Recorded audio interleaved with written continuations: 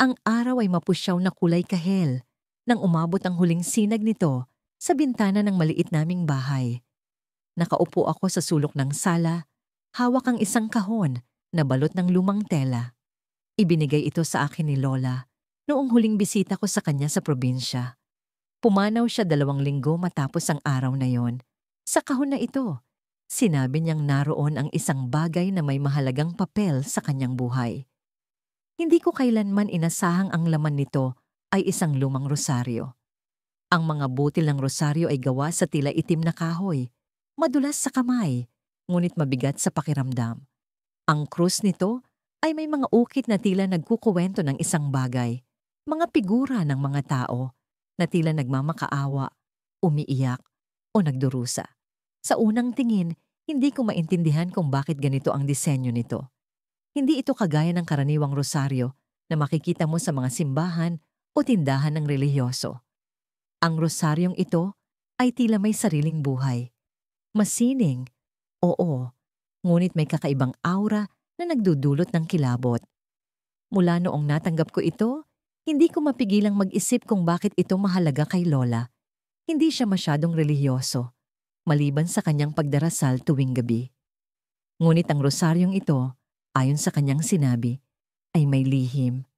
Hindi ko na tinanong kung ano iyon. Ang kanyang mga mata noon ay puno ng takot na parang ayaw niyang ipaliwanag pa. Pinagmasdan ko muli ang rosaryo. Dahan-dahan kong sinimulan ang pagdarasal. Ama namin, sumasalangit ka. Ngunit sa bawat butil na aking nilalakbay, nararamdaman kong may kakaiba.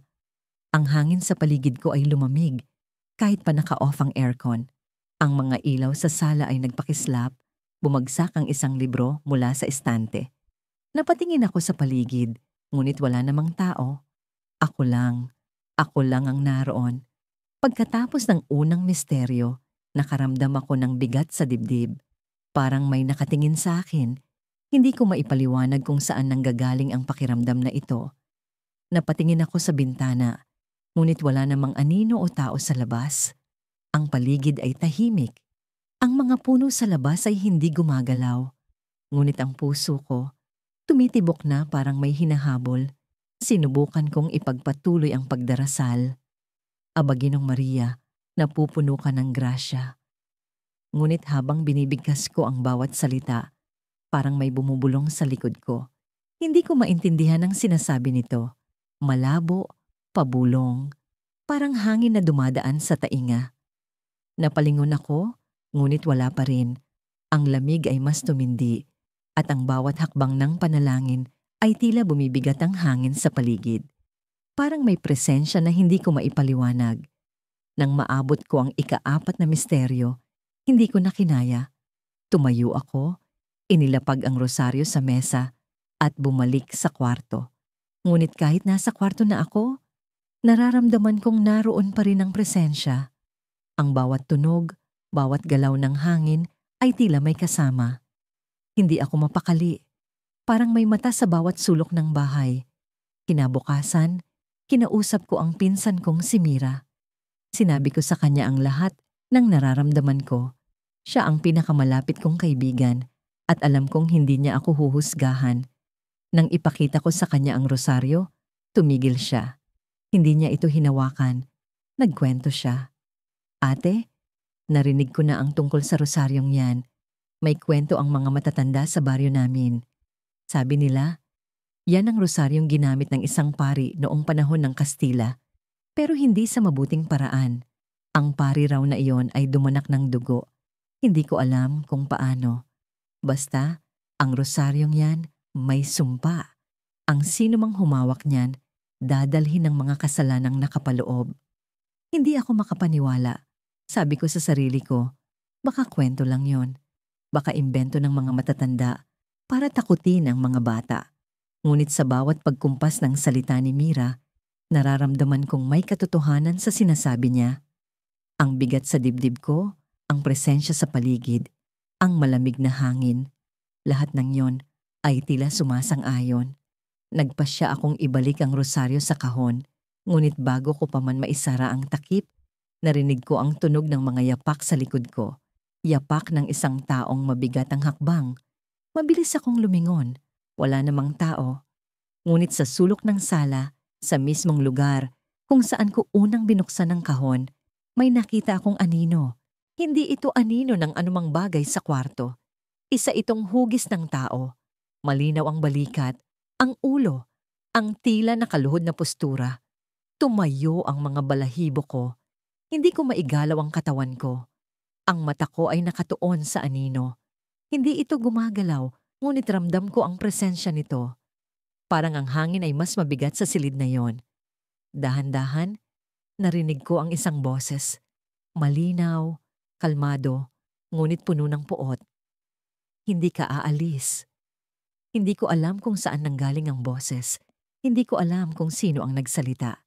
Ngunit ang bawat salita nito ay parang punyal sa puso ko. Hindi ko maigalaw ang katawan ko. Ang rosaryo, naroon sa mesa, tila kumikislap sa ilalim ng ilaw. Ang krus nito ay parang nagbabago. Ang mga figura sa ukit ay gumagalaw, umiikot, parang nagdurusa. Hindi ko na kinaya. Tumakbo ako palabas ng bahay, iniwan ng rosaryo, ang kahon, at ang lahat ng nasa loob. Ngunit bago pa man ako makalabas, isang malamig na kamay ang dumapo sa balikat ko. Pagpasok ko sa bahay, tila may kakaibang bigat sa hangin. Ang liwanag ng hapon ay dumaloy sa mga bintana, naglalaro sa alikabok, na tila mga munting kaluluwa na sumasayaw. Hawak ko pa rin ang lumang rosaryo na bigay sa akin ng isang matandang babae sa simbahan kaninang umaga.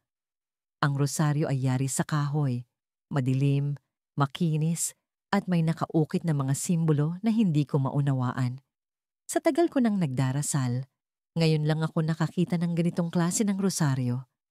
Nang tingnan ko ito ng mas malapit, may tila anong hapdi sa aking dibdib, pero binaliwala ko yon. Pumasok ako sa silid ko, itinabi ang rosaryo sa mesa, at napansin kong ang mga mata ko'y hindi maalis dito.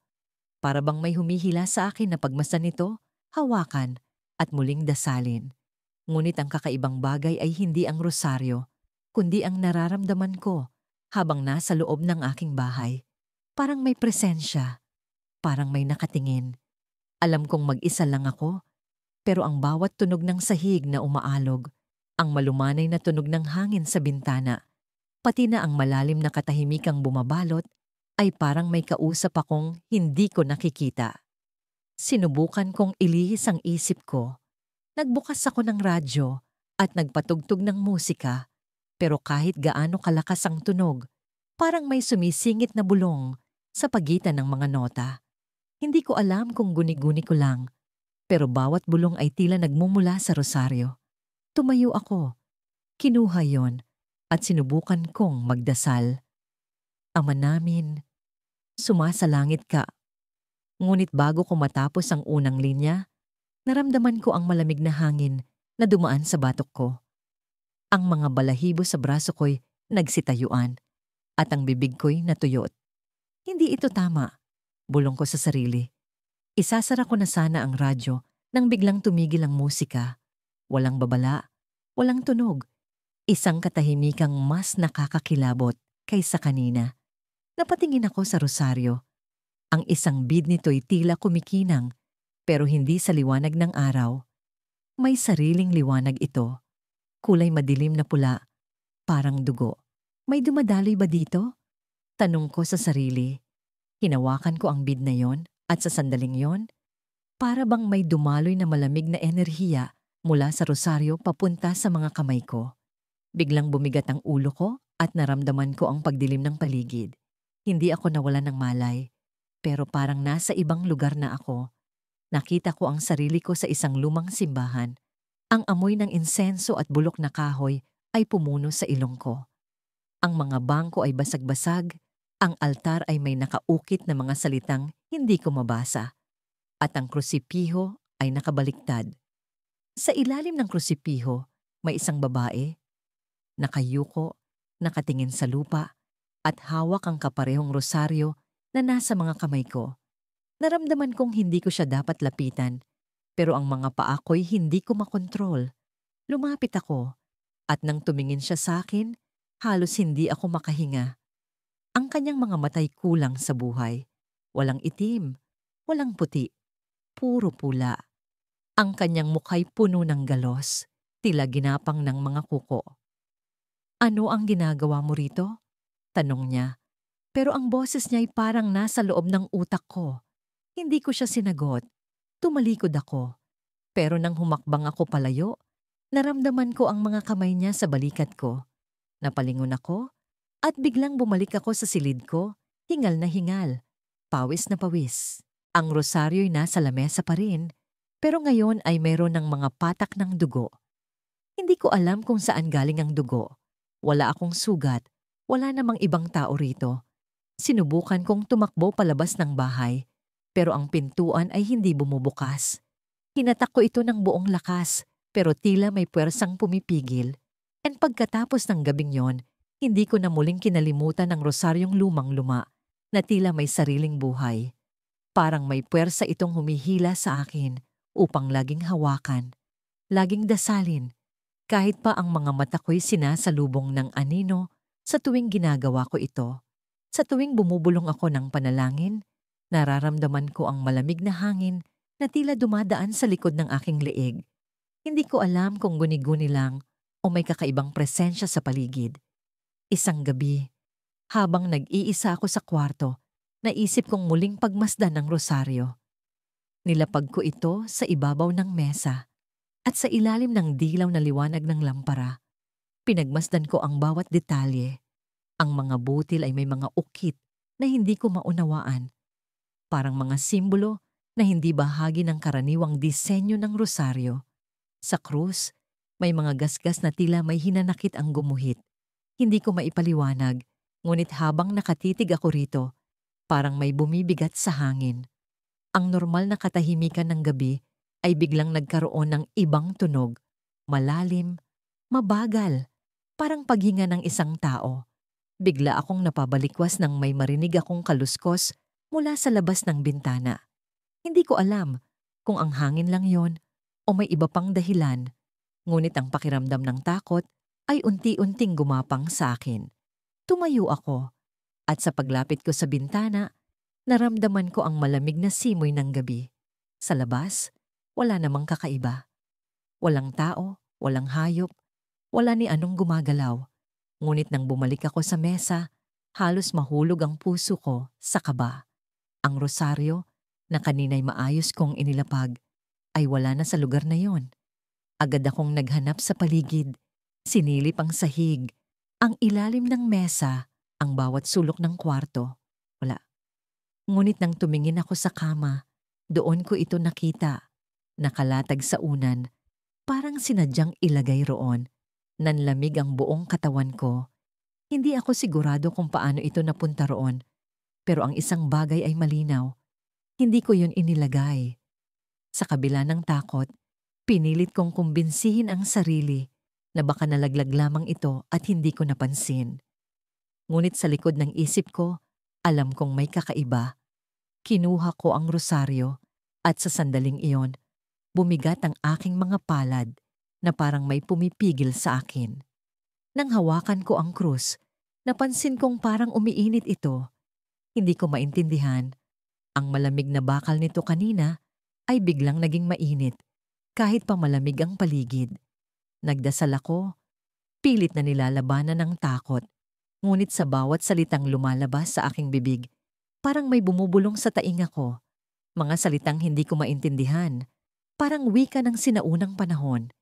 Ilang minuto akong nakaupo, hawak ang rosaryo, nang biglang may maramdaman akong paggalaw sa likod ko. Hindi ko magawang lumingon agad. Naramdaman ko ang paghinga, ang bigat ng presensya, ngunit wala akong lakas upang tumayo. Nang maglakas loob akong tingnan kung ano yon, wala akong nakita. Ngunit ang salamin sa harap ko, ang salamin na nasa pinto ng aparador, ay may kakaibang imahe. Hindi ko maaninag ang sarili kong mukha. Sa halip, may aninong nakatayo, nakatingin, at tila nagmamasid sa akin. Ang kanyang mata, walang puti, itim na itim, ay parang bumabaon sa kaluluwa ko. Tumayo ako. Tumakbo palabas ng kwarto, hawak pa rin ang rosaryo. Sa bawat hakbang ko, Naririnig ko ang mga yapak na tila sumusunod sa akin. Hindi ko na alam kung anong gagawin. Hindi ko alam kung paano lalabanan ang takot na bumalot sa akin. Hanggang sa marating ko ang altar sa sulok ng bahay. Ibinagsak ko ang rosaryo sa harapan ng imahe ni Kristo. At doon ako nagdasal ng buong lakas. Lumuhod ako, umiiyak, humihingi ng tulong. Ngunit sa gitna ng panalangin, bigla akong natahimik. Ang imahe ni Kristo sa altar, ang kanyang mukha, ang kanyang mata, unti-unting nagbago. Ang mga mata nito ay tumingin sa akin, hindi na maamo, hindi na mapayapa. Parang may galit, may puot, may hinanakit. Hindi ko alam kung tama ang nakikita ko, ngunit ang mga labi nito ay gumalaw at isang tinig ang narinig ko. Hindi mo alam kung ano ang hawak mo. Napatigil ako. Hindi ko alam kung anong ibig sabihin ng sinabi niya. Ngunit bago pa ako makapag-isip, biglang bumukas ang pinto ng altar at mula roon ay may lumabas na anino, malaki, masama at puno ng galit. Ang rosaryo na nasa harapan ko ay biglang umikot sa ibabaw ng mesa at ang bawat butil nito ay tila naglalabas ng itim na usok. Pilit akong tumakbo palabas ng bahay, ngunit bago ko maabot ang pintuan, naramdaman ko ang isang malamig na kamay na humawak sa balikat ko. Nang lingunin ko ito, nakita ko ang isang mukha na hindi ko inaasahan. Isang mukha na pamilyar, ngunit hindi ko mawari kung saan ko nakita. Ang kanyang mata ay puno ng luha, ngunit ang mga ngiti niya ay nakakatakot. At bago mawala ang lahat ng ilaw sa paligid, narinig ko ang kanyang bulong. Bakit mo ito kinuha? Nang magmulat ako ng mata, nasa loob pa rin ako ng bahay. Tahimik, malamig, ngunit ang rosaryo ay wala na. Pagkagising ko, nanatili akong nakatitig sa kisame na tila may mga anino ng mga sangang gumagalaw sa labas ng bintana.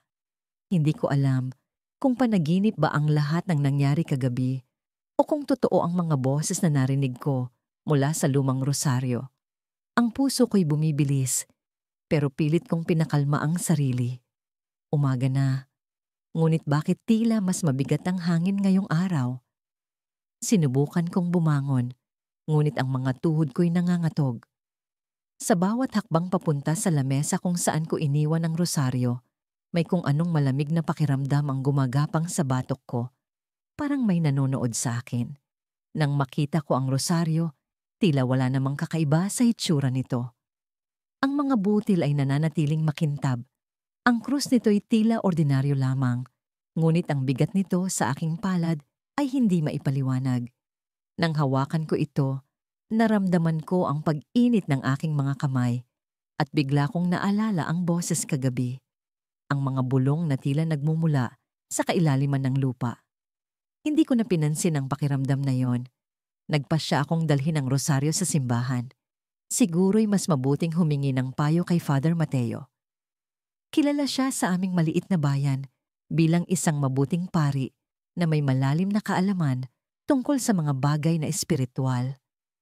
Habang naglalakad ako papunta sa simbahan, ramdam ko ang bigat ng rosaryo sa aking bulsa. Parang bawat hakbang ko'y pinagmamasdan ng mga mata na hindi ko mahanap. Pagdating ko sa simbahan, tahimik ang paligid. Wala ni isang tao sa labas, kahit pa araw ng linggo. Pumasok ako at naabutan si Father Mateo sa harapan ng altar, pinupunasan ng mga upuan. Tinawag ko siya at agad naman siyang lumapit sa akin. Anong maitutulong ko, Hija? Tanong niya. May ngiti sa kanyang mukha. Ngunit nang ilabas ko ang rosaryo mula sa aking bulsa, ang kanyang ngiti ay nawala. Napalitan ng isang ekspresyon na hindi ko maipaliwanag. Halo ng takot at pagkabahala. Saan mo nakuha ang rosaryong ito? Tanong niya. Medyo pabulong. Regalo po ito ng lola ko. Galing daw po ito sa isang lumang convent na matagal nang abandonado. Sagot ko, nararamdaman ng tensyon sa hangin. Kinuha niya ang rosaryo mula sa aking kamay at bigla siyang napaatras. Hiya, alam mo ba kung ano ang kwento sa likod ng rosaryong ito? Tanong niya ulit, mas seryoso na ngayon. Umiling ako. Wala po akong alam, Father. Pero may mga kakaiba pong nangyayari sa akin mula noong natanggap ko ito. Parang may mga boses, may mga anino, at hindi ko maintindihan kung bakit. Tumitig siya sa rosaryo at ang kanyang mga matay tila nagbabasa ng isang hindi nakikitang lihim. Ito ang rosaryong minsang ginamit ng isang madre na nasangkot sa isang kasalanang hindi niya maamin. Ayon sa kwento, ang madre ay nagdasal ng nagdasal gamit ito, ngunit imbes na kapatawaran, ang natanggap niya ay sumpa. Ang rosaryong ito ay naging imbakan ng kanyang mga kasalanan, at ang sino mang humawak nito ay maaring maapektuhan ng mga espiritual na dalahin niya. Nanlamig ang buong katawan ko. Hindi ako makapaniwala sa naririnig ko. Ano pong ibig sabihin yon? Delikado po ba ang rosaryong ito? Tumango si Father Mateo. Hindi basta-basta ang sumpang ito, Hija. Kailangan nating gawin ang tamang ritual upang maalis ang kaluluwa ng madre mula sa rosaryo. Hindi mo dapat ito ginamit. Bigla kong naramdaman ang pagbigat ng hangin. Ang mga kandila sa altar ay sabay-sabay na namatay at ang simbahan ay nabalot ng kadiliman. Father Mateo, ano pong nangyayari? Tanong ko. Nanginginig ang boses. Hindi siya sumagot. Sa halip, nagdasal siya ng hindi ko alam kung bakit ko pa hinawakan ang rosaryong yon. Sa bawat paghimas ng mga daliri ko, sa mga antigong perlas nito, tila lumalalim ang malamig na hangin sa paligid. Parang may pumipigil sa paghinga ko. Walang ilaw ang kisame, pero napansin kong tila may kakaibang ningning sa krus nito. Parang may sarili itong buhay. Mula sa sulok ng mata ko, may gumalaw sa madilim na bahagi ng kwarto. Hindi ko alam kung anong mas matindi. Ang lamig o ang takot na bumalot sa akin. Maria. Isang mahinang boses ang narinig ko. Hindi ko alam kung sa isip ko lang yon o talagang sinambit ng hangin. Pero malinaw ang tawag. Sa kabila ng takot, bumalik sa akin ang alaala ng sinabi ni Lola tungkol sa rosaryong ito. Huwag mong ituring na basta bagay ito, Iha. May mga panalangin itong hindi mo pa naiintindihan. Sa sandaling iyon, parang naramdaman ko ang bigat ng mga panalangin. Hindi mga panalangin banal, kundi mga panalangin tila bumubulong ng kasalanang hindi pa natutubos. Sinuong ko ang dilim, hawak ang rosaryo sa kanang kamay. Hindi ko alam kung ano ang hinahanap ko, pero alam kong may dapat akong matuklasan. Sa isang iglap, naramdaman kong gumalaw ang sahig sa ilalim ng mga paa ko. Para bang may pumapatak na tubig mula sa kisame, pero walang bakas ng ulan sa labas. Ang bawat patak ay tila may bigat, hindi basta likido, kundi parang dugo. Tumama ang liwanag ng buwan sa isang bahagi ng sahig at doon ko napansin ang mga marka, mga ukit na hugis krus, mga salitang Latin na hindi ko maunawaan. Kidest hoc, pabulong kong nasabi. Hindi ko alam kung saan ko nakuha ang mga salitang yon, pero parang kusa silang lumabas sa bibig ko na para bang may nagmamaniobra sa mga labi ko. Biglang dumilim ang buwan. Ang liwanag nito, na kanina'y nagbibigay gabay sa dilim ng kwarto, ay nawala ng parang sinipsip ng hangin. Maria. Muling bumulong ang boses, ngunit mas malapit na ngayon. Tila nasa mismong likod ko. Hindi ko kayang tumingin. Parang ang bawat hibla ng buhok sa batok ko ay tumayo. At ang bawat pintig ng puso ko ay nagbabanta ng pagkaputol. Ngunit may kakaibang lakas na nag-udyok sa akin. Dahan-dahan akong lumingon, hawak ang rosaryo na para bang yun lang ang makakapagligtas sa akin. Walang tao, walang anino. Pero may naramdaman akong presensya, napakabigat, na para bang may nakamasid mula sa bawat sulok ng kwarto. Ang rosaryo ay nag-init sa palad ko. Hindi ko alam kung iyon ay babala o proteksyon. Sa kawalan, naramdaman kong kailangan kong magdasal. Ama namin, sumasalangit ka. Nanginginig ang boses ko habang binibigkas ang bawat salita. Pero bago ko pa matapos ang unang linya, may narinig akong tumawa. Isang halakhak na tila nagmumula sa ilalim ng lupa. Napakababa, napakalalim, napakalamig. Tumigil ako sa pagdarasal. Ang mga salita ng panalangin ay tila nawawala sa isip ko, na parang sinadyang burahin ng mga pangyayari sa paligid. Hindi ka makakawala. Bulong ng boses. Hindi ko alam kung saan ito nagmumula, pero malinaw ang mensahe. Sa isang iglap, bumukas ang pinto ng kwarto nang walang babala. Sa likod nito, tila may anino ng isang babae. Mahaba ang buhok, nakayuko, at may hawak na bagay na hindi ko maaninag. Hindi siya gumagalaw, pero naramdaman ko ang kanyang pagtitig, ang kanyang galit. Hindi ko kayang humakbang palapit. Sa halip, ang mga paa ko ay kusang umatras. Maria, bakit mo ako iniwan? Tanong niya, pero hindi ko alam kung para sa akin ang tanong o para sa kung sino man ang kanyang pinapatungkulan. Biglang bumigat ang rosaryo sa kamay ko na parang nagiging bakal. Ang gabi ay tila nagbabadya ng masamang pangyayari. Ang hangin na pumapasok sa mga bintana ng aking silid ay malamig na parang yelo, ngunit hindi ito ang nagpapakipot sa aking dibdib. Ang rosaryo na natanggap ko bilang pamana mula sa aking lola ay naroon pa rin sa ibabaw ng aking mesa. Ang mga butil nito'y tila sumisigaw ng mga lihim na hindi ko mawari. Hindi ko magawang alisin sa isip ang nangyari kanina. Habang hawak ko ang rosaryo, naramdaman ko ang kakaibang init na parang dumadaloy mula sa mga butil nito. Naglalagablab, ngunit hindi nasusunog ang aking balat. Isang bulong ang umalingaw-ngaw sa aking tainga. Hindi ko tiyak kung ito ba'y dulot ng hangin o ng kung anong presensya sa aking silid. Ang bulong ay tila isang dasal, ngunit baluktot ang mga salitang naririnig ko. Hindi ko ito maintindihan, ngunit ang bawat pantig ay parang kutsilyong bumabaon sa aking utak. Nagdasal ako sa loob ng ilang minuto upang maibsan ang takot na bumalot sa akin. Ngunit habang inuusal ko ang mga dasal, naramdaman ko ang bigat ng rosaryo na parang may umaalalay sa mga butil nito. Hindi ko maipaliwanag ang takot na naramdaman ko, pero parang may presensya sa kwarto. Isang malamig, mabigat at mapanganib na presensya. Lola, ano ba ang lihim ng rosaryong ito? Tanong ko sa sarili, ngunit walang sagot ang katahimikan. Tumayo ako, iniwasan ng rosaryo at lumabas ng silid. Ngunit kahit saan ako magpunta, parang may mga aninong sumusunod sa akin. Ang bawat hakbang ko sa madilim na pasilyo ng aming bahay ay parang may kaakibat na yapak na hindi ko maipaliwanag. Sinisilip ko ang likod ko, ngunit wala akong nakikita.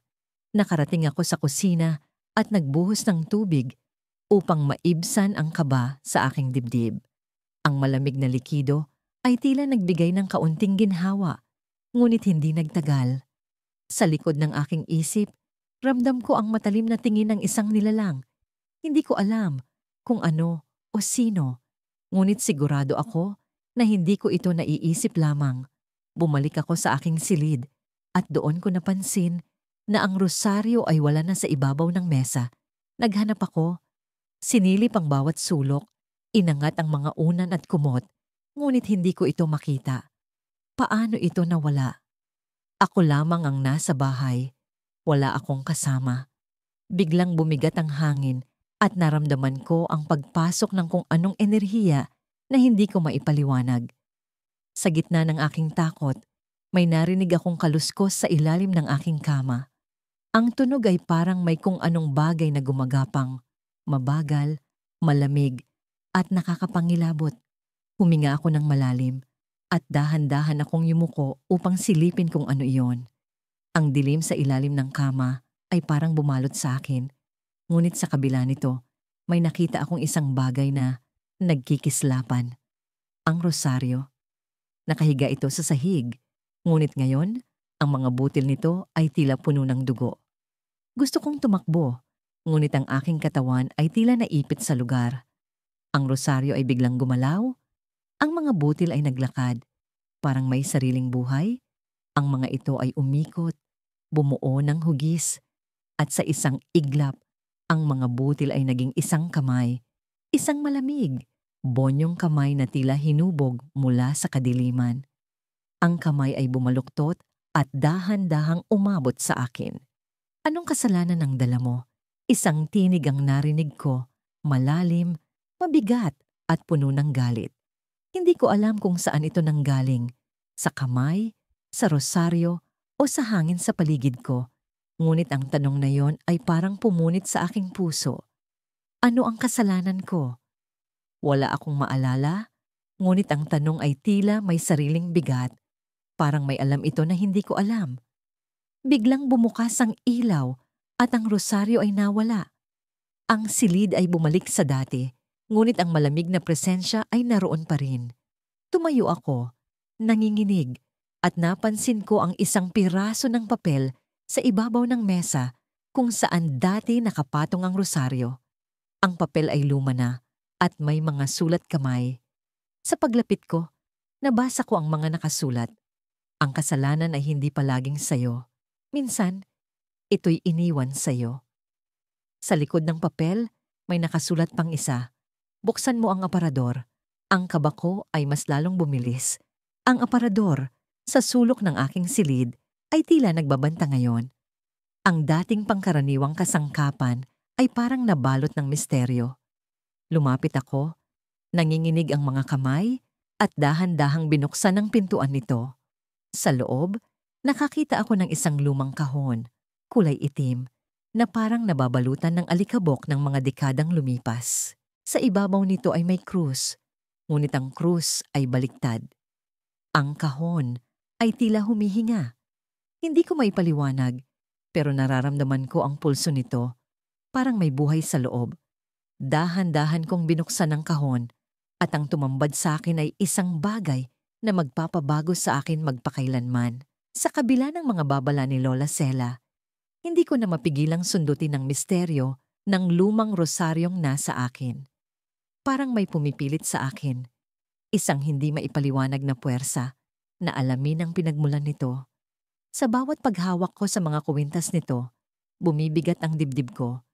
Ngunit sa parehong pagkakataon, parang may bumubulong sa akin na huwag akong tumigil. Ano ang lihim na nakapaloob dito? Bakit tila may aninong hindi nakikita, ngunit palaging nararamdaman tuwing nasa malapit ako sa rosaryong ito? Isang gabi, nagdesisyon akong silipin ang lumang baul kung saan ko unang natagpuan ang rosaryo. Ang baul na yon ay matagal nang hindi binubuksan. Halos nababalot na ng alikabok at amoy ng kahoy na nabubulok. Nilinis ko ang ibabaw nito at nang buksan ko ang takip, bumungad ang mga lumang litrato at sulat.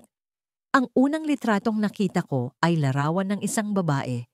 Payat, may mahabang buhok, at tila may lungkot sa kanyang mga mata. Sa likod ng larawan, may nakasulat, Maria Consuelo, 1897. Hindi ko kilala kung sino siya, pero parang may koneksyon kaming dalawa. Ang kanyang mata, kahit nasa litrato lamang, ay tila nakatingin sa akin. Sinusundan ako. Napansin ko ang rosaryong hawak niya sa litrato. Ang parehong rosaryo na nasa akin ngayon. Hindi ko mapigilan ng manginig. Sino siya?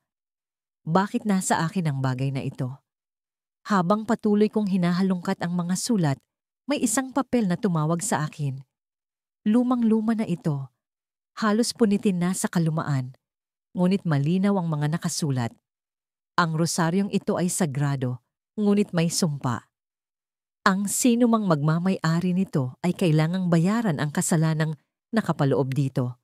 Magdasal ng taimtim, ngunit huwag kailanman gamitin ito sa maling paraan. Maling paraan? Ano ang ibig sabihin nito? Hindi ko maipaliwanag, pero habang binabasa ko ang mga linya, naramdaman kong tumindi ang lamig sa paligid.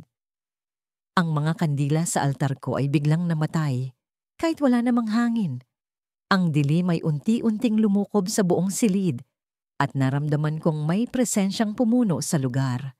Hindi ko makita kung sino o ano ito, pero ang bawat buhok sa aking katawan ay tumayo. Maria Consuelo, bulong ng isang tinig. Hindi ko alam kung saan nanggaling ang tinig na yon, ngunit malinaw ang pagbigkas ng pangalan. Biglang bumigat ang rosaryo sa aking kamay at tila may kung anong nagsimulang dumaloy mula dito. Isang malamig na enerhiya na parang bumabalot sa akin.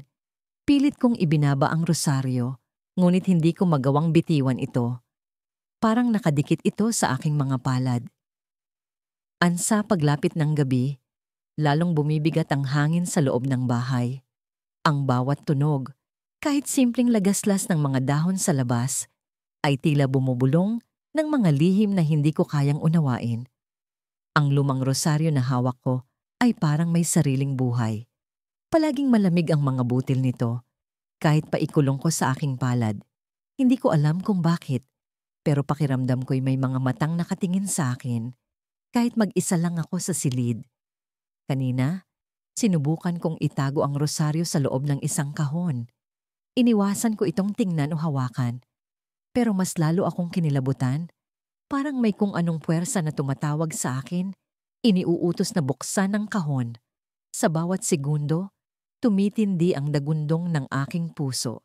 Hindi ko alam kung ito'y dahil sa takot o sa galit na unti-unting bumubuo sa aking dibdib. Tila may dumadagundong na boses sa aking isipan. Madigin na ginawa mo na nagdumo.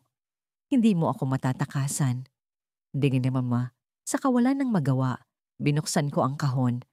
Nakita ko ang rosaryo sa loob, nangingintab sa ilalim ng ilaw ng lampara. Hindi ko maipaliwanag kung bakit, pero may bahagi sa akin na nagsasabing ang bagay na ito ay hindi pangkaraniwang rosaryo. Hindi lamang ito palamuti o banal na gamit, para itong may mas malalim na layunin. Isang layuning hindi ko pa lubos na nauunawaan. Napansin ko na ang krus nito ay tila may mga gasgas na hindi ko napansin dati. Parang may mga letra, mga figura na inukit sa kahoy, ngunit sobrang liit upang mabasa ng malinaw. Kumuha ako ng magnifying glass mula sa drawer at sinuri ang krus. Doon ko napansin ang mga simbolo, mga hugis na parang mata, at mga salitang Latin na nakaukit sa gilid. Hindi ko alam ang kahulugan ng mga salitang yon, pero ang isang linya ay tila pamilyar. Nagkakandiginayin na Lux in tenebris. Nakribiya. Liwanag sa kadiliman, ngunit sa sandaling binigkas ko ang mga salitang yon, biglang pumatay ang ilaw sa buong bahay. Ang lampara, ang chandelier, pati ang maliit na ilaw sa kusina, lahat ay biglang namatay. Ang dilim ay bumalot sa paligid ko at naramdaman ko ang malamig na hangin na dumaloy sa aking balat. Hindi ito natural na dilim. Para itong may sariling buhay, gumagalaw, sumasabay sa bawat galaw ng aking dibdib na napipigilan sa takot. Bigla kong narinig ang tunog ng mga hakbang mula sa itaas. 1, 2, 3. Papalapit ang mga hakbang, ngunit alam kong walang tao sa ikalawang palapag. Ang bahay ko'y luma, ngunit kailanman ay hindi ako nakaramdam ng ganito. Ang mga hakbang ay mabigat, parang ang bawat tapak ay may dalang galit at paghihiganti. Hindi ako makagalaw. Tumayo ako, hawak-hawak ang rosaryo at tumingin sa hagdanan. Doon ko nakita ang anino. Hindi ko maipaliwanag ang itsura nito. Hindi ito tao, hindi rin hayop. Para itong usok na may hugis, lumulutang sa hangin. Ngunit may mga mata itong pula, tila nagbabaga. Napaatras ako, ngunit hindi ako makaiwas sa titig nito. Parang sinusunog ang kaluluwa ko sa bawat sulyap ng mga mata nito. Narinig ko ang boses. Hindi ko alam kung mula sa anino o sa hangin sa paligid. Pero malinaw ang boses, kahit bulong lamang. Nanginaw sa kana. Bakit mo binuksan ang lihim? Sa pahasa na, hindi ako makasagot. Nanginig ang aking mga kamay sa takot. Ngunit ang rosaryo ay parang kumikislap. Parang nagbabaga rin tulad ng mga mata ng anino. Naramdaman kong parang hinihigop ako nito. Ang bawat butil ay mas lalong dumidikit sa aking balat. Parang mga ugat na tumubo sa akin. Hindi ko alam ang sinasabi mo. Sigaw ko. Kahit alam kong walang makakarinig. Ngunit biglang bumalik ang boses, mas malakas ngayon. Ang bawat kasalanan ay may kaparusahan. Ang bawat lihim ay may multo. Biglang lumapit ang anino at sa loob ng isang saglit, naramdaman ko ang malamig nitong hininga sa aking leeg. Napasigaw ako, ngunit wala akong marinig mula sa sarili kong boses. Sa desperasyon, hinagis ko ang rosaryo sa lupa. Narinig ko ang tunog ng mga butil, na tumama sa sahig. Ngunit ang anino ay hindi nawala. Sa halip, ito'y parang lalo pang lumaki, kumalat sa buong silid. At ang mga mata nito'y dumami. Hindi na lamang dalawa, kundi daan-daang pulang mata ang nakatingin sa akin mula sa dilim. Napansin ko na ang rosaryo sa sahig ay biglang gumalaw. Ang mga butil nito'y isa-isang nagtipon, bumuo ulit sa hugis ng rosaryo. Ngunit ang krus ay biglang nagbukas. Parang may pinto sa gitna nito. Mula sa loob ng krus, may liwanag na tumagos. Ngunit hindi ito liwanag na nagbibigay linaw. Parang liwanag na sumisigaw, liwanag na nagdadala ng sakit. At mula sa liwanag na yon, may narinig akong mga boses. Hindi isa, kundi daan-daan, mga iyak, mga sigaw, mga dasal na puno ng pagdurusa. Hindi mo dapat ito binuksan, sabi ng boses mula sa anino. Ngunit ngayon, parang nasa loob na ito ng aking isipan. Pakiramdam ko'y mawawala na ako sa sarili. Ang mga boses mula sa krus ay mas lalong lumalakas at ang bawat salita ay parang tinutuhog ang utak ko. Napbas siyang patawad. Tulungan mo kami. Hindi namin ginusto. Biglang may malamig na kamay na humawak sa aking balikat. Napalingon ako, ngunit walang tao roon. Ngunit naramdaman ko ang presensya, isang presensya na tila nag-uutos, na tila nagsasabing hindi pa ito tapos. Ang dilim ng gabi ay bumalot sa paligid ng bahay habang nakaupo ako sa harap ng mesa. Ang antik na rosaryo ay nasa gitna nito, nakalatag sa isang luma, ngunit makinis na tela na tila sinadyang ihanda para sa isang ritual. Ang mga perlas nito ay kumikislap sa liwanag ng kandila, ngunit ang kanilang kinang ay hindi na nagbibigay ng ginhawa sa akin. Sa halip, ang bawat butil ay tila may sariling buhay. Gumagalaw sa aking paningin, animoy humihinga. Hindi ko alam kung paano ko napunta sa ganitong sitwasyon. Ang unang araw na natanggap ko ang rosaryo mula sa isang tindahan ng mga antigong gamit ay tila isang simpleng pagkakataon lamang. Ngunit ngayon, sa bawat araw na lumilipas, pakiramdam ko'y nalulunod ako sa misteryo nito. Ang mga pangyayaring hindi maipaliwanag, mga anino sa sulok ng aking kwarto, mga bulong sa gabi, ay unti-unting nagiging bahagi ng aking buhay. Kanina lamang, habang nagwawalis ako sa sala, narinig ko ang tunog ng mga hakbang sa itaas. Ang tunog ay mabigat, parang may suot na bota, at pabalik-balik sa sahig na kahoy. Ngunit nang umakyat ako upang tingnan, walang tao. Ang init ng aking katawan ay unti-unting napalitan ng malamig na pawis, at ang mga mata ko'y pilit na sinuyod ang bawat sulok ng kwarto. Wala. Ngunit ang rosaryong nasa bulsa ko ay tila mas mabigat kaysa dati, na parang isang bato na sumasakal sa aking dibdib. Ngayon, narito ako, nakaupo sa harap ng rosaryo, nagtatangkang alamin ang lihim nito. Sa dami ng mga libro at artikulong binasa ko tungkol sa mga antigong bagay na may sumpa, wala akong natagpuan na eksaktong sagot. Ang rosaryong ito ay tila may sariling kwento, isang kasalanang nakatago sa bawat butil nito. Ngunit paano ko ito malalaman? Sino ang gumawa nito? At bakit ito napunta sa akin? Biglang may narinig akong pagkalansing. Ang tunog ay galing sa mismong rosaryo. Ang mga perlas nito ay gumalaw ng kusa, bumuo ng hugis na hindi ko agad naintindihan. Pinilit kong huwag matakot, ngunit ang puso ko'y tumatakbo na tila hinahabol ng kung ano. Ang mga perlas ay bumuo ng isang krus at sa gitna nito ay may parang likidong dumaloy, dugo. Hindi ko maipaliwanag kung paano, ngunit ang pulang likido ay nagmula sa mismong rosaryo. Napasigaw ako at napaatras, ngunit ang likido ay hindi tumigil. Dumaloy ito pababa sa mesa, bumuo ng hugis ng isang kamay. Ang kamay ay tila umaabot sa akin, malamig at basang-basa. Ang bawat daliri nito ay gumagalaw, tila may buhay. Hindi ko alam kung anong gagawin ko. Gusto kong tumakbo palabas, ngunit ang mga paa ko'y tila nakabaon sa sahig. Anak, tulungan mo ako. Bulong ng tinig na tila galing sa likod ko. Napalingon ako, ngunit walang tao. Ang tunog ay malapit.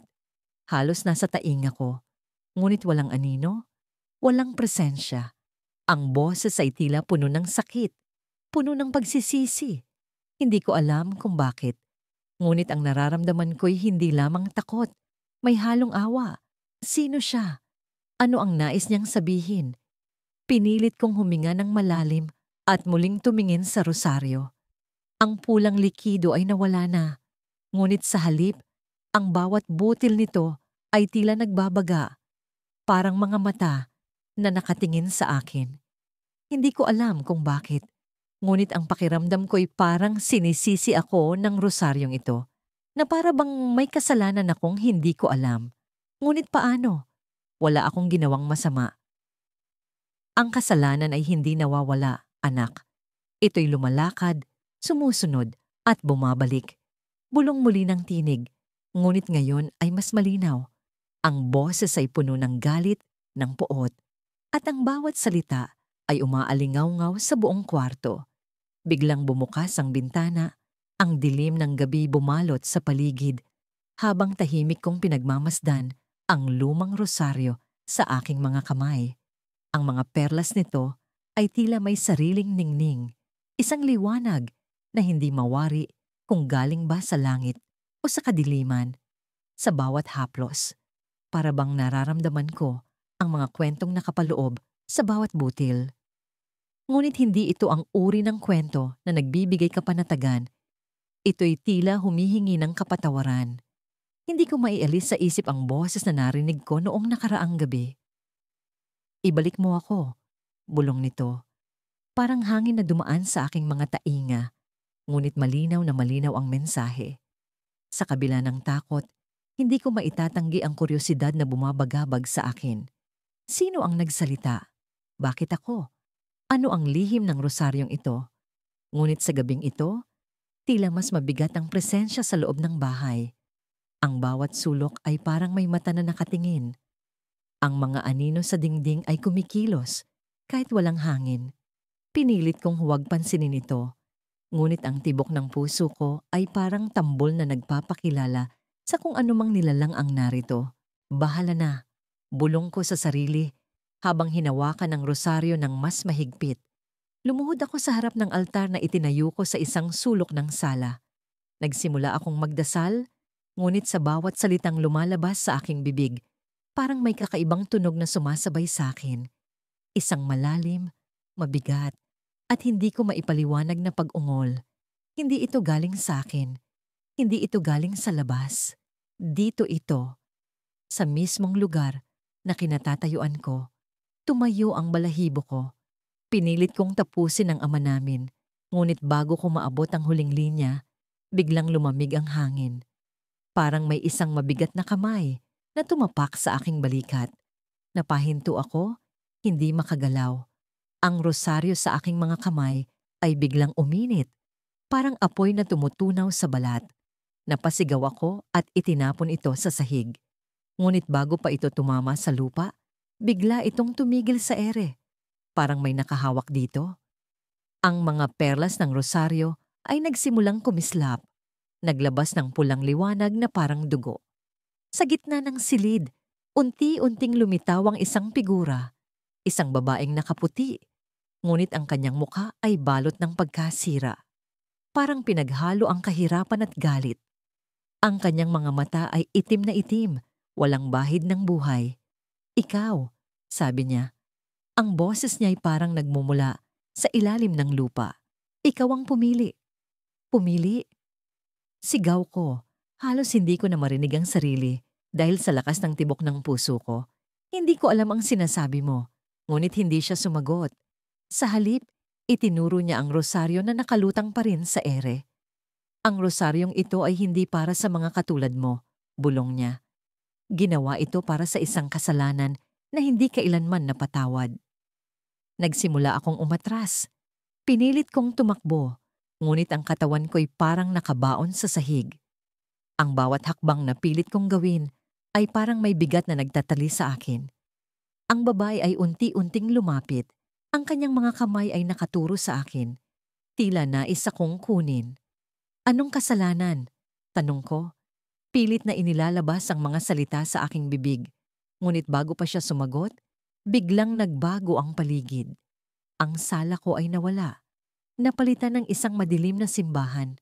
Ang mga dingding ay basag-basag. Ang mga bangko ay puno ng mga taong walang mukha. Ang kanilang mga ulo ay nakatungo, tila nagdarasal. Sa harapan ng altar, nakita ko ang isang lalaking nakaluhod. Hawak niya ang rosaryong katulad ng nasa akin, ngunit ang kanyang mga kamay ay balot ng dugo. Ang kanyang pag-iyak ay parang awit ng kalungkutan. Paulit-ulit niyang sinasabi, "Patawad, patawad." Ang babae ay lumitaw muli, ngayon ay nasa tabi ng lalaki. "Hindi ka napatawad, padre," sabi niya, ang kanyang boses puno ng galit. "Ang kasalanan mo'y nanatili at ang rosaryong ito ang iyong sumpa." Bigla kong naalala ang kwento ng rosaryo mula sa dating may-ari nito, isang pari na misteryosong nawala matapos ang isang iskandalo sa parokya.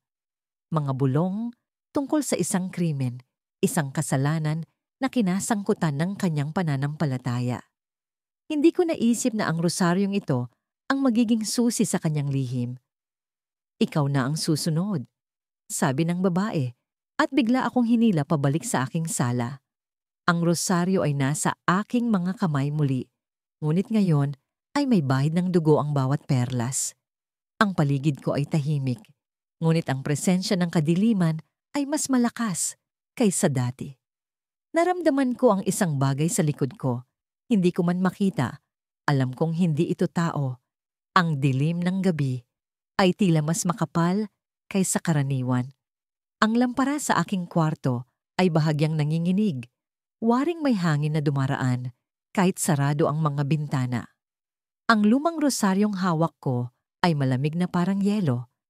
Ang mga bead nito'y tila naninigas sa pagitan ng aking mga daliri.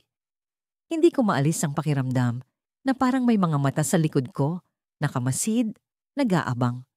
Kanina ko pa naririnig ang kakaibang tunog mula sa labas ng pinto ng kwarto. Parang may humihikbi, pero sinisikap pigilan ang bawat hikbi upang hindi marinig. Nang lumapit ako sa pinto, napansin kong parang may anino sa ilalim ng siwang. Huminga ako ng malalim, pinilit kalmahin ang sarili. Ngunit nang buksan ko ang pinto, wala akong nakita. Ang pasilyo ay tahimik, at ang ilaw sa kisame ay kumukurap, tila naghuhudyat na may hindi tama. Bumalik ako sa loob. Ngunit nagulat ako nang makita kong wala na sa mesa ang rosaryong iniwan ko kanina. Halos mahulog ang puso ko sa kaba. Paano ito nawala? Sigurado akong iniwan ko yun sa tabi ng aking libro. Nagmadali akong tumingin sa ilalim ng mesa, sa sahig, sa bawat sulok ng silid. Nang akmang susuko na ako, narinig ko ang mahina ngunit malinaw na tunog ng mga bead na nagkakabanggaan. Tumayo ang mga balahibo ko. Sinundan ko ang tunog hanggang sa marating ko ang sulok ng kwarto. Sa may lumang aparador na hindi ko pa nabubuksan mula noong lumipat ako rito. Dahan-dahan kong inilapit ang kamay ko sa pihitan ng aparador at halos hindi ako makahinga sa kaba. Ang tunog ng rosaryong yon ay lalong tumitindi. Waring ginagabayan ako sa isang bagay na hindi ko pa nauunawaan. Nang buksan ko ang aparador, ang unang bumungad sa akin ay ang madilim na kawalan. Walang laman, walang kahit ano. Ngunit sa ilalim, sa pinakasulok, naroon ang rosaryong yon. Maingat na nakapulupot sa isang lumang krusipihong may bahid ng tuyong dugo. Hindi ko alam kung paano ito napunta roon. Ang malamig na hangin ay biglang dumaloy sa kwarto at ang mga ilaw ay tuluyang namatay. Ang rosaryong hawak ko ay tila pumipintig. Parang may sariling buhay. Ang aking mga mata ay hindi mapakali. Pilit hinahanap ang liwanag sa madilim na silid.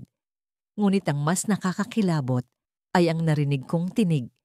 Isang bulong na halos hindi ko maintindihan. Tila ito'y nagmumula sa rosaryong yon. Isang kasalanan ang pinatahimik, ngunit hindi ito nalilimutan. Ang mga salitang yon ay tila lumulutang sa hangin. Umaalingaw-ngaw sa loob ng aking isipan. Sino ang nagsalita?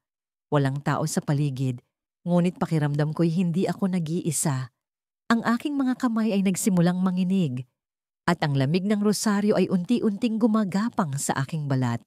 Bigla kong naramdaman ang matinding sakit sa aking ulo. Parang may mga alaala na pilit na pumapasok sa akin. Hindi ko alam kung sa akin ba ang mga ito, ngunit ang mga larawan sa aking isipan ay malinaw. Isang simbahan, isang altar, at isang babaeng nakadamit ng puti. Umiiyak habang nakaluhod sa harap ng krusipihong katulad ng nasa rosaryong hawak ko.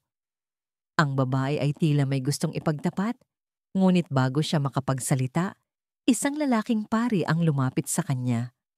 Ang kanilang mga mata ay nagtagpo, ngunit ang tingin ng pari ay hindi banal. Ito'y puno ng galit, takot, at isang bagay na mas madilim pa. Ang eksena ay biglang nagbago. Ang babae ay tumatakbo sa madilim na kagubatan, hawak ang rosaryong iyon. Ang mga hakbang niya ay nagiiwan ng mga bakas sa basang lupa, ngunit ang mga bakas na iyon ay tila nawawala sa bawat pag-usad. Sa likod niya, naririnig ko ang tunog ng mga paa na tumatakbo. Hindi niya alam kung sino o ano ang sumusunod sa kanya. Nang makarating siya sa isang ilog, tumigil siya. Ang rosaryong hawak niya ay itinapon niya sa tubig, ngunit hindi ito lumubog. Sa halip, lumutang ito, at ang ilog ay biglang naging pula, tulad ng dugo. Naputol ang bisyon nang biglang bumalik ang ilaw sa kwarto. Ang rosaryong hawak ko ay tila mas mabigat kaysa dati. Ang mga bead nito ay hindi na kasing lamig, ngunit ang bigat nito ay parang may pinapasan akong hindi ko maunawaan. Nang tingnan ko ang krusipihong nakakabit dito, napansin kong ang bahid ng dugo ay tila sariwa na naman, waring bagong pumatak. Sa sandaling iyon, narinig ko muli ang hikbi, mas malakas, mas masakit, ngunit sa pagkakataong ito, hindi na ito nagmumula sa labas ng kwarto. Nanggagaling ito sa ilalim ng aking kama. Ang tibok ng puso ko ay parang tambol, at ang hangin sa paligid ko ay tila mas bumibigat. Dahan-dahan kong inilapit ang aking sarili sa gilid ng kama. Pilit pinakikinggan ng bawat hikbi. Nang silipin ko ang ilalim ng kama, ang nakita ko'y hindi ko maipaliwanag. Isang babae ang naroon, nakaluhod, umiiyak. Hawak ang parehong rosaryong nasa kamay ko. Ngunit ang mukha niya ang nagpahinto ng paghinga ko. Ang babae sa ilalim ng kama ay ako.